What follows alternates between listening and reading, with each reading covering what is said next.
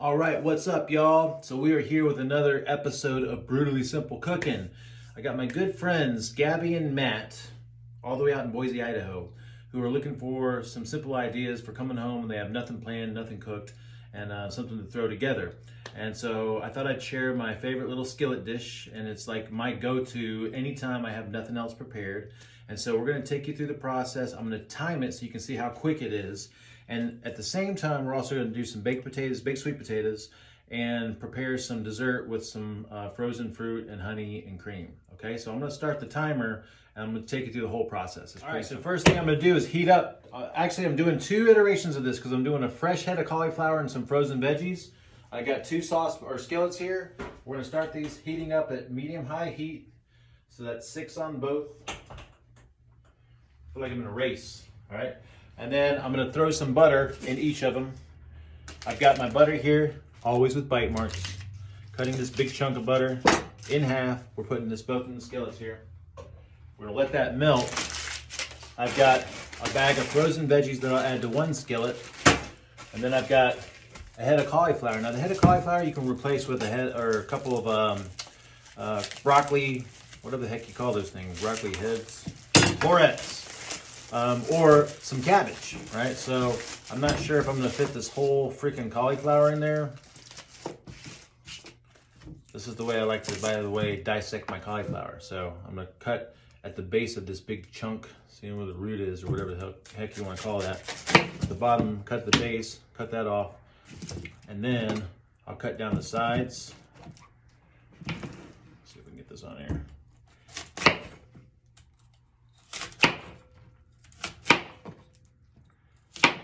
And then I'll cut the top of that off. And the stock is actually, you know, if you cook it really tender, it's good. All right, so we're gonna cut this into big chunks. Not sure how much of this I want to put in the skillet. This will be maybe about half of it. Actually, we'll go ahead and do the whole thing. And we're just giving it a rough chop because we're gonna break it up in the skillet. Whole freaking head of cauliflower. Now, at the same time, I'm gonna put my oven to 450. I'm gonna bake a sweet potato.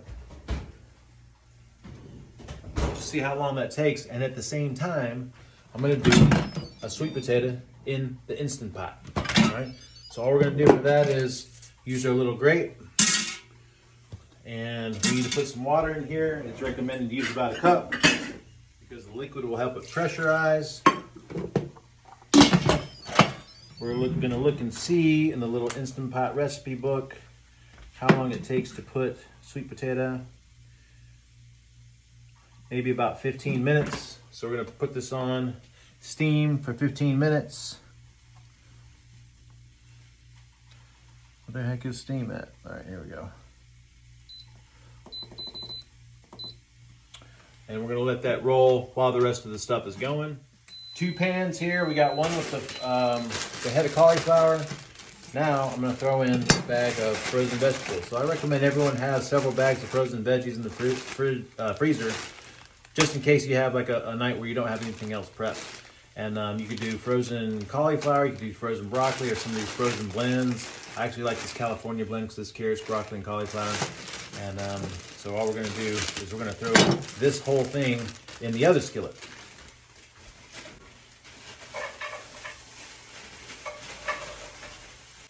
Now, I've also got 2 packages, 1-pound packages of ground pork. You can do ground beef, you can do pre-made pork sausages that are already seasoned and squeeze them out of the packet.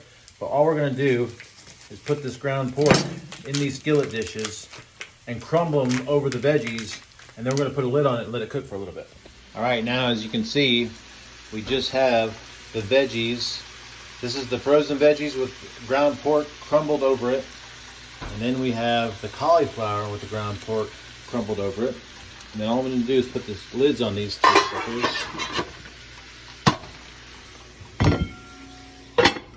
And then we're gonna let that go for a little bit. Now, while that's working, I'm gonna go ahead, because I want some fresh fruit or a frozen fruit for dessert. I love this bag of mixed berries from Whole Foods, but you can also get the same thing from Costco or wherever you shop. I'd always recommend getting organic berries, by the way, because they tend to be really dirty with herbicides and pesticides. And because these are frozen, I want them slightly thawed, although they'd be fine to eat frozen. I'm going to put these in this bowl, and this bowl is sitting here in the middle of these two skillets going, and also while the stove is going, so it's going to warm up just a little bit while everything's cooking. All right, so we are at about the 20-minute mark, and we're going to take the lids off of these and see where we're at.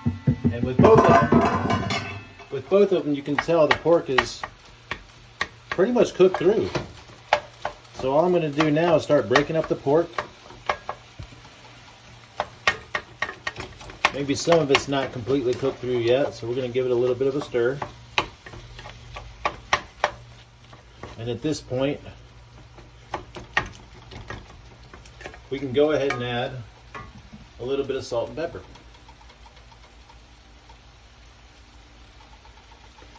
Now you guys notice I'm not shy with my salt, but I just have come to learn that you usually need a little bit more than you think you do.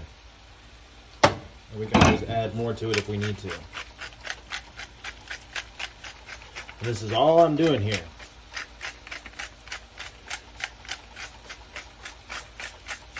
All right, this is the frozen veggie one, right? Now we got our other one. Same thing, everything's looking really good. We can go ahead, chop up the pork. Basically everything in here is getting steamed and cooked. With the pre-seasoning.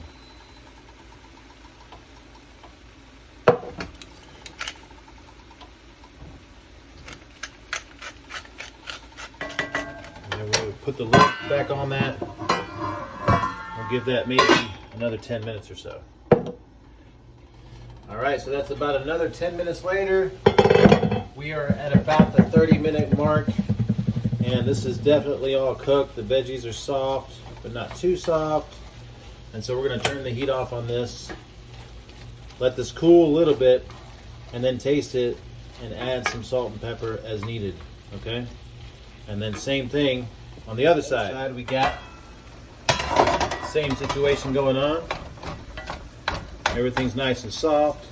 The cauliflowers fall apart.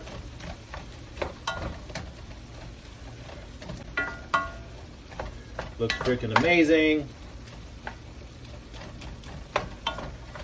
Now, I know I'm going to want a little bit more salt, so we're going to go ahead and throw that in here.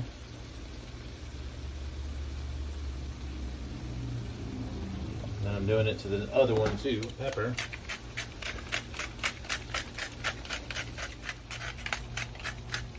I'm going to add a little bit of olive oil, and I like to use olive oil to finish and to add some extra fat. Again, we're just adding some extra olive oil here for some extra fat, and then we're just going to stir all this up. You can break the veggies up as you feel needed. That's the cauliflower. Now we've got the frozen veggies here. Same thing, we'll just stir all this up. All right, now as I spoon my dish, I'm gonna make sure I get a bunch of those juices in there. And then this is more than likely enough to last you a couple of nights. And same thing here. I'm gonna spoon myself some and just make sure I get plenty of those juices. And again, got plenty to last us another night. And meanwhile, the Instant Pot has finished and it is depressurizing. We can go ahead and cut that off. That's about 15 minutes or so after the 15 minutes that was cooking.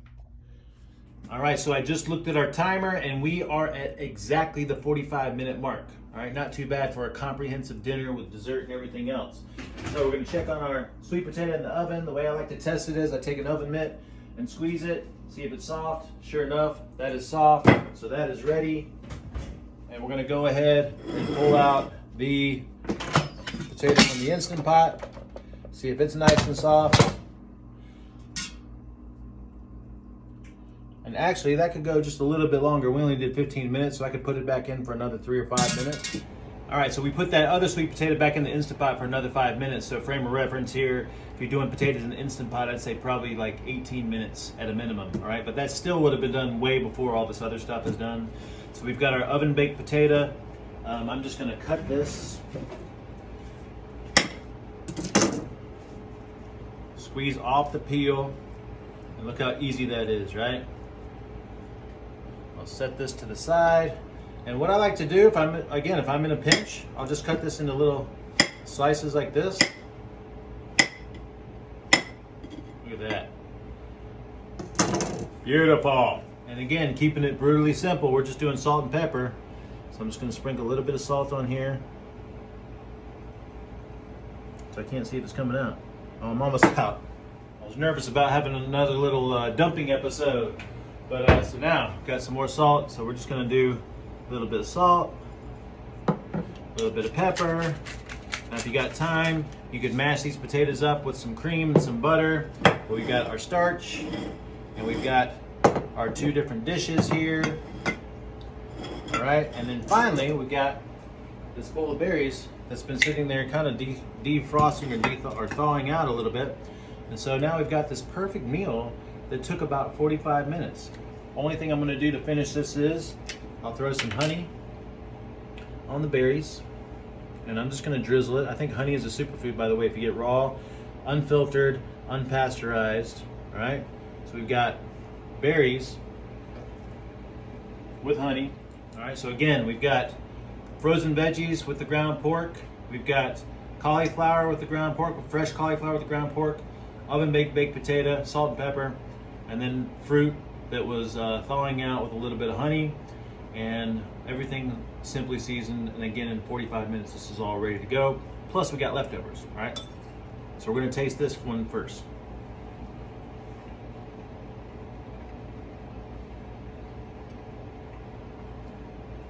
Amazing.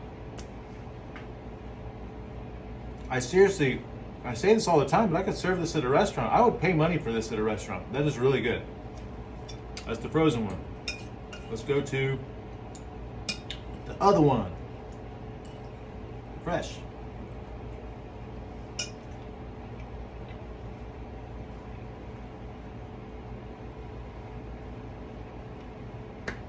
Same thing. Amazing. Now, if I wanted to change up the seasoning, I could have cooked it with a little bit of fish sauce. I love this from Red Boat. I could finish it with some of my sriracha sauce that I love. Thank you, Arnica, for getting me turned on to that. Or some hot sauce. I mean, you know, you could even do some shredded cheese on the top of it, right? So if we take one of these little discs here, sweet potatoes,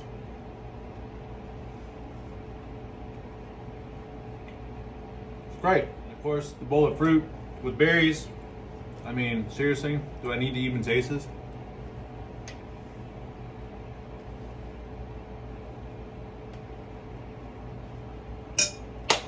Amazing. Dinner is served, yo. Now, pro tip, you don't have to be a chef to make it taste good.